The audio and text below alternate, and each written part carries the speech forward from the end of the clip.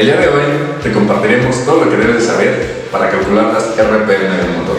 Quédate con nosotros y descubre todo lo que en HAP Equipos Industriales tenemos para ti. Comenzamos.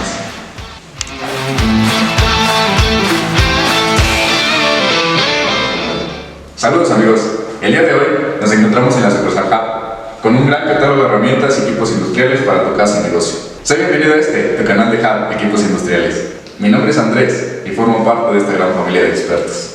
¿Sabes cómo conocer la velocidad de tu motor y cómo calcularla? Bueno, la primera pregunta que debemos contestar es la siguiente. ¿Cómo podemos saber cuántas RPM girará o podemos hacer girar el motor y de qué depende? Como primer paso, definamos esto.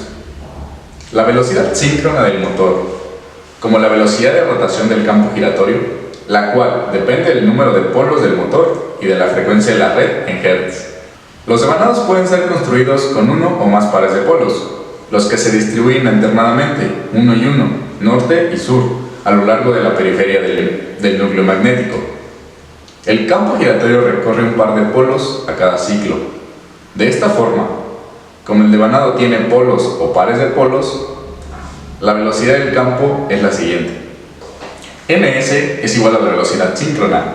60 será nuestra constante. F es igual a la frecuencia de alimentación de la red. Y P es el número de polos o pares de polos. Ahora, podemos dar un ejemplo. ¿Cuál es la rotación síncrona de un motor de 6 caballos a 50 Hz? Recordemos, 120 es nuestra constante, 50 está definida como la frecuencia y 6 es el número de polos del motor, lo que nos da una velocidad síncrona de 1000 RPM. Pondremos otro ejemplo. Un motor de 12 polos a 60 Hz. Nuevamente, recordemos, 120 es la constante, 60 es la frecuencia y 12 es el número de polos, lo cual nos da una constante de 600 RPM. Note que el número de polos del motor tendrá que ser siempre par, para formar los pares de polos. Para las frecuencias y polaridades usuales, las velocidades síncronas son. Recordemos esta pequeña tabla. Para motores de dos polos, como la imagen mostrada, el campo recorre una vuelta a cada ciclo. De esta forma, los grados eléctricos equivalen a los grados mecánicos. Con más de dos polos, de acuerdo con el número de polos, un giro geométrico menor es recorrido por el campo. Para un motor de 6 polos, tendremos en un ciclo completo un giro de 360 grados. Por 2/6 es igual a 120 grados mecánicos. Esto equivale, lógicamente, a un tercio de la velocidad en dos polos.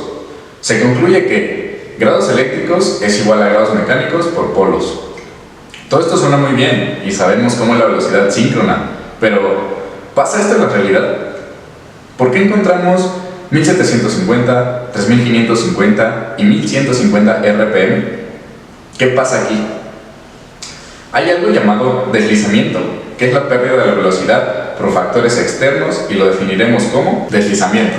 Si el motor gira a una velocidad diferente de la velocidad síncrona, o sea, diferente de la velocidad del campo girante, el devanado del rotor corta las líneas de fuerza magnéticas del campo y por las leyes de electromagnetismo circularán por él mismo corrientes inducidas. Cuando mayor sea la carga, mayor tendrá que ser el conjugado necesario para accionarla. Para obtener un mayor conjugado, tendrá que ser mayor la diferencia de velocidad para que las corrientes inducidas y los campos producidos sean mayores. Por lo tanto, a medida que la carga aumenta, la rotación del motor disminuye. Cuando la carga es cero o el motor está en vacío, el rotor girará prácticamente con la rotación síncrona. La diferencia entre la velocidad del motor y la velocidad síncrona se llama deslizamiento, que puede ser expresado en rotaciones por minuto, como fracción de la velocidad síncrona o incluso como porcentaje de esta. Por lo tanto, para un deslizamiento dado, la velocidad del motor será n, la definiremos como la velocidad del motor. ns será la velocidad síncrona, sin pérdidas. S es el deslizamiento expresado en porcentaje.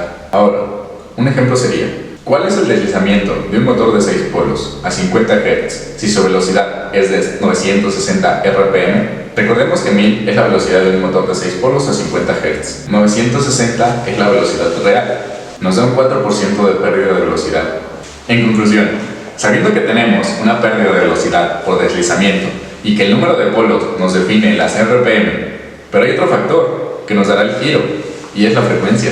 Recordemos un ejemplo, donde 50 es igual a 50 Hz. Si lo cambiamos a 60 Hz, nos daría un total de 1200 revoluciones por minuto.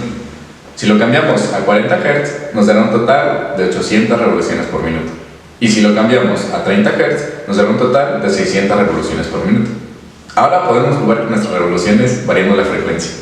Si quieres saber más acerca de temas relacionados a equipos industriales, herramientas profesionales y tips de expertos en la materia, te recomendamos navegar en nuestro canal y estar al pendiente de todas las cápsulas informativas que en Hub Equipos Industriales tenemos para ti. Hasta la próxima.